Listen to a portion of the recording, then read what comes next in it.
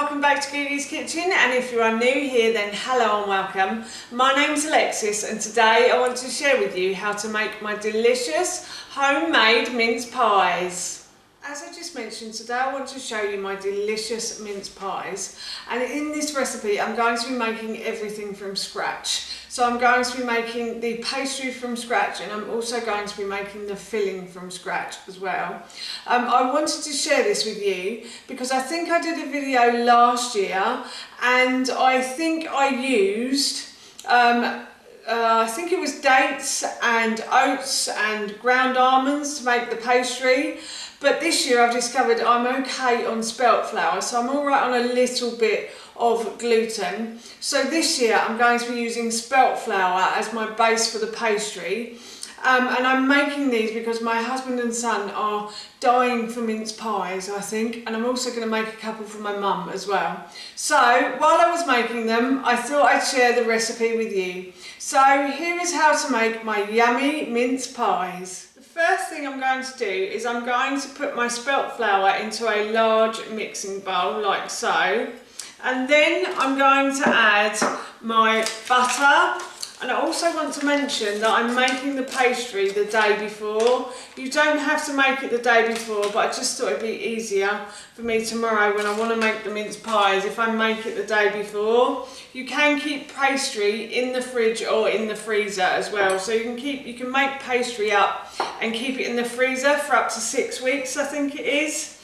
And now what I'm going to do is I'm going to rub the butter and the flour together until it forms breadcrumbs. I've finished mixing the flour and the butter together until it's formed breadcrumbs, and now what I'm going to do is I'm going to add an egg to this. So I'm just going to put this in, and then I'm going to mix this around as well, and I'm also going to add a couple of tablespoons of orange juice and zest. So I've zested one orange and then I've juiced it, and I've just put that in a bowl, and I'm just going to add a little bit at a time. And this is the orange zesty part of the pastry. My husband's mum, when she made mince pies when he was a kid, always used to put orange and orange zest into her pastry. I think it was her way of trying to get more vitamin C into her children, to be honest with you. So yeah, I thought that sounded like a really good idea. So this is my mother-in-law's idea of putting orange juice and zest into the pastry, which does make it taste really Christmassy, I have to say. So I'm just going to, I think that's enough orange juice and zest in there. So I'm just going to try and form a dough ball with this. Right, I've made this slightly too wet now, so what I'm going to do is I'm just going to add a little bit of flour, and I'm going to mix the pastry in, and hopefully that will dry out a little bit. So if you do make it too wet or too dry, then you can always add more orange juice or you can add more flour to it. It's not the end of the world if you mess it up a little bit, it's fine. You can always correct your mistakes. I'll get my words out at some point today, I promise. Right, so I've made that into a dough ball. Good words. And now what I'm going to do is I've got a piece of Clingfilm here, and I'm going to pull the Clingfilm away. I'm going to get a piece of Clingfilm with my buttery fingers. Not a good idea, but anyway.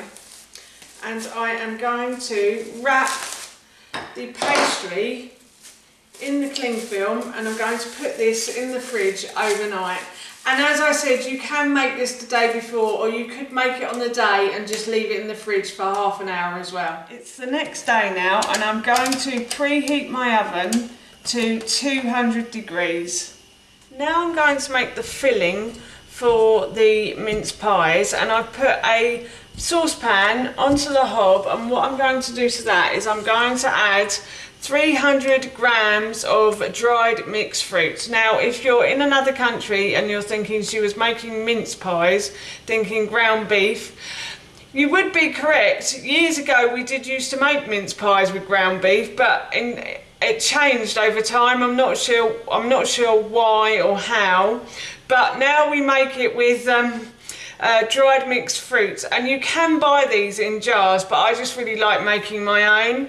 So I'm going to pour the dried fruit into the bottom of the saucepan, and then I'm going to add the juice and zest of 1 orange to that. And then I've got my spices here, and I'm going to add 1 teaspoon of ginger, and then I've got probably about half a teaspoon of cloves and half a teaspoon of nutmeg as well that I'm going to add in. And then I've bought just a cheap bottle of brandy, and I'm not going to put too much in. I'll probably put a catful or 2 in here, like so. And then I'm just going to go and get some applesauce that I've been keeping in the fridge, so excuse me a moment. And then I'm going to add in about 4 tablespoons of applesauce as well to this mixture. And the applesauce just helps to give it a really thick sauce and helps to glue it together. And I made that applesauce from fresh, and at some point in the future, probably after Christmas now, I will show you how to make that applesauce. It's delicious, and it has a lot of cinnamon in it, so it's really tasty as well, and you don't need to add any sugar to it or anything. So these mince pies haven't had any sugar added to them, but obviously they're quite sugary anyway, because of the mixed fruit and the applesauce. I'm just going to put this onto a high heat, and then I'm going to bring it to the boil, and then I'll leave it to simmer. So this is coming to the boil now, as you can hear and see, hopefully, and I'm just going to turn the heat down, and I'll just keep stirring it for a little while until the heat goes down, so nothing sticks to the bottom basically. And the great thing about this mince meat that you make for the inside of the pie is you can make it in a few days in advance. This will keep, because of the orange juice and the brandy in it. Oh, and if you are making this for children and you don't want to add the brandy, then you don't have to. You could always leave that bit out. But yeah, you can make this in advance and just store it in the fridge. So you could make the pastry and the mincemeat in advance, store it in the fridge, and then all you have to do is just roll it out on the day you want to eat the mince pies and pop them in the oven. And that's job done. So yeah, I think this is fine now, and I'm going to leave this to simmer while I go and roll out my pastry. While I was making the mincemeat, I took the pastry out of the fridge just to let it warm up slightly at room temperature. And now what I'm going to do is I'm going to put some flour on my board, and I'm going to roll out the pastry. Hopefully, if this will work. Yeah, it's coming along. It's still a bit hard. I probably should have taken it out a bit earlier, to be honest. It probably needs about an hour, half an hour to an hour at room temperature, I'd say. So I'm just going to keep trying to roll this out. And the mincemeat smells lovely. It's filled the room with a really Christmassy kind of smell to it. You can smell the brandy, but my dad always used to say that brandy burns off. I'm not sure how true that is though. My friend once got drunk on his beer gravy. So I don't know if the alcohol does burn off or not, but yeah, he always used to say that the alcohol will burn off. So, right, I'm just going to keep rolling this until it becomes quite flat. And you need, well, I'm going to try and make about, oh, it's coming now, that's it. About 12, I think it is, or yeah, 12 mince pies out of this sheet of this piece of pastry. So I'm just going to keep rolling this, making it as thin as I can, because it is still quite thick at the moment.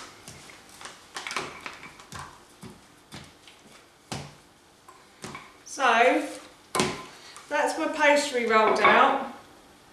And now what I've got here is 2 pastry cutters. So I've got one slightly larger and one slightly smaller.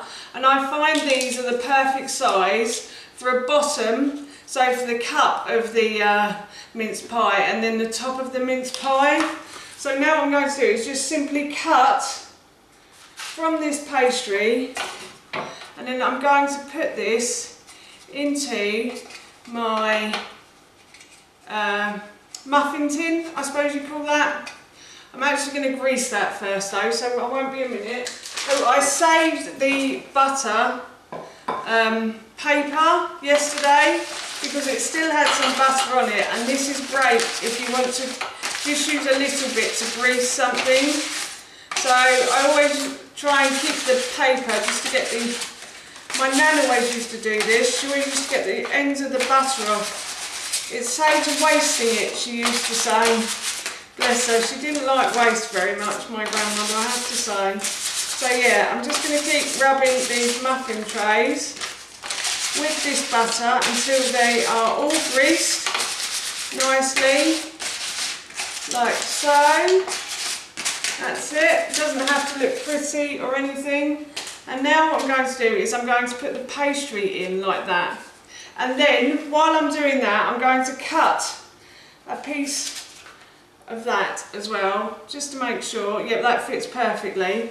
So I'm going to continue until I've used up all of the pastry and I've filled the muffin tray.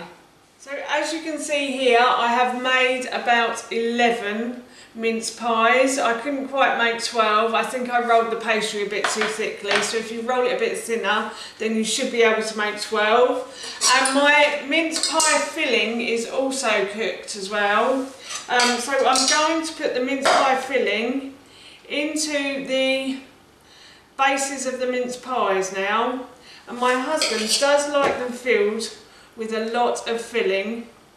I think he prefers the filling to the pastry, so he's probably going to be a little bit disappointed by these, but I'm sure he will still enjoy them.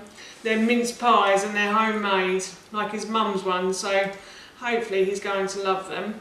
And yeah, I'm just going to keep filling these until all of the bases are filled with the mincemeat now. So I've filled all the mince pies up, and now what I'm going to do is I'm going to put the tops on like so, and I also have some milk here, and I'm just going to brush the tops with a little bit of milk. I've just got oat milk, but you can use any kind of milk you like, it doesn't have to be oat milk. I'm just using it because it's the one that we've got in the fridge basically. So yeah, I'm just going to continue until I put all of the tops onto the mince pies now. So that's my mince pies done and ready to go in the oven, and I'm going to put these into the oven for about 15 to 20 minutes or until the tops start to go golden brown.